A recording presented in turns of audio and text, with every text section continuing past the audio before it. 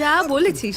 আমার মানুষটাকে মনে নেই, সেই বিয়ের পর প্রথম জামাই ষষ্ঠীতে গিয়ে একটা আস্ত পাঠা খেয়ে ফেলেছিল রে। আর আমাদের কপালে জুটেছিল শুধু ওরই মোটর। তোমার বাবাকে খেয়ে নিন, তোমার ভাগ্যি ভালো। শুনলি কি বললো? আর আমার জন ফুলসজ্জার রাতে আমার হাত ধরে টেনে বলল কাছে এসো, আর অমনি আমার হাতটা কোনই থেকে খুলে গেল। ভালোয়াল হয়েছে সব। বাচ্চাদের সামনে কি বলছো এসব? মাছের মরু নিয়ে সরা কয়েকখানা। কি হলো কি হলো বাবা তোমার? আরে ওর পাট খালি তো মিষ্টি দাও।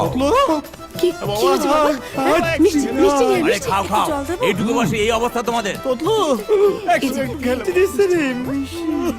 দে দে দে দে। তাড়াতাড়ি দে। অল্প করে দিও, কমপক্ষে 40টা। জয় জগন্নাথ। খাও, আমাদের এখানকার বিখ্যাত রসগোল্লা। মিষ্টি না।